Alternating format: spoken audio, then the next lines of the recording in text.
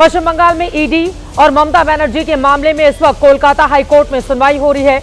लेकिन बंगाल की सियासत में आज बहस इस बात पर हो रही है, क्या सत्ता के लिए राज्य की डेमोग्राफी में बदलाव किया जा रहा है, उसे बदला जा रहा है। यह दावा किया है केंद्रीय मंत्री सुकांता मजूमदार ने और उनकी ओर से कहा गया है कि घुसपैठ के जरिए सीएम ममता बनर्जी पश्चिम बंगाल की डेमोग्राफी को बदलना चाहती हैं, लेकिन ऐसा करके दीदी खुद को खतरे में डाल रही हैं, क्योंकि अगर पश्चिम बंगाल डेमोग्राफी बदली और मुसलमानों की आबादी 60% वहां पर पहुंच गई, तब कोई बनर्जी या चैटर्जी सीएम नहीं बन सकता। तब बंगाल में एक मुस्लिम ही मुख्यमंत्री बनेगा। सुकांता मजूमदार ने यह भी दावा किया कि अगर मुस्लिमों की आबादी ऐसी ही बढ़ी तो बंगाल कश्मीर बन जाएगा। अब सवाल यह है, अगर कोई मुस्लिम पश्चिम बंगाल का मुख्यमंत्री बनता है तो उसमें हर्ज क्या है। जम्मू कश्मीर के अलावा भारत के 6 राज्यों में मुस्लिम मुख्यमंत्री रहे हैं। इनमें राजस्थान, बिहार, महाराष्ट्र जैसे राज्य भी शामिल हैं। तो अगर पश्चिम बंगाल में मुस्लिम मुख्यमंत्री बन जाए तो फिर किस बात का डर है। लेकिन यहां सवाल मुस्लिम मुख्यमंत्री का नहीं, उससे कहीं ज्यादा बड़ा घुसपैठ का है।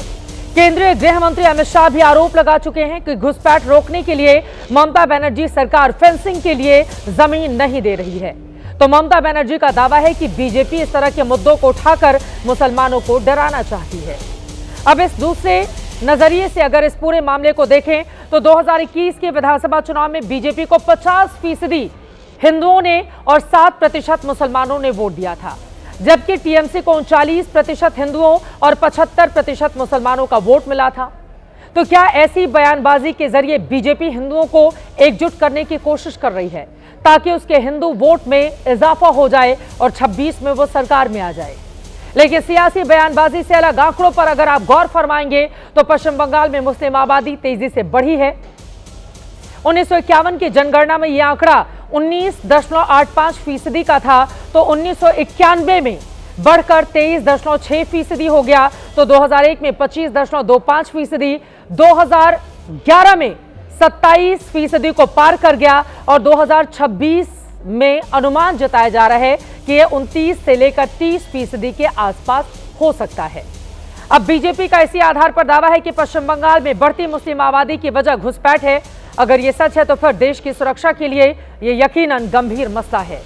इसीलिए महादंगल में यह सवाल पूछना जरूरी है, क्या सत्ता के लिए पश्चिम बंगाल की सुरक्षा को खतरे में रखा जा रहा है। सवाल यह भी, आखिर मुस्लिम मुख्यमंत्री से भारतीय जनता पार्टी को परहेज क्या है। क्या ध्रुवीकरण बनाम तुष्टीकरण की पॉलिटिक्स का नया रोल यहां पर लाना चाहती है बीजेपी। और सबसे बड़ा सवाल, क्या हिंदू मुसलमान ही पश्चिम बंगाल में मतदान का बड़ा मुद्दा बनेगा। कई ऐसे सवाल हैं जिसको लेकर बड़ी चर्चा होगी, लेकिन उसके पहले बयानों के तीर एक दूसरे पर कैसे दागे गए हैं, सुनिए।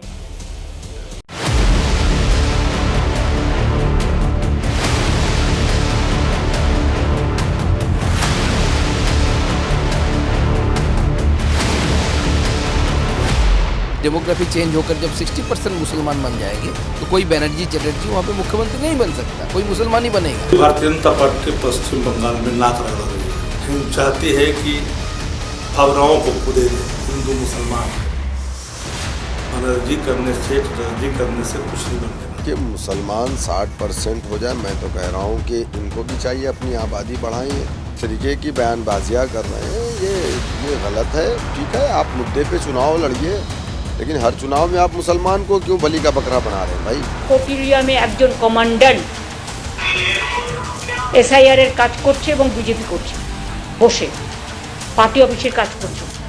প্লিজ আপনাদের কাছে হাত জোড় করে রিকোয়েস্ট করব, এটা করতে যাবেন না। तो तकरीबन 2 महीने का वक्त बाकी है पश्चिम बंगाल के चुनाव में, लेकिन आपको बताते चले कि वहां पर घुसपैठियों का मुद्दा बड़ा हो चला है और अब बीजेपी की ओर से मुसलमान मुख्यमंत्री बन जाएगा, इसका डर दिखाकर क्या वोट हासिल कर पाएगी बीजेपी।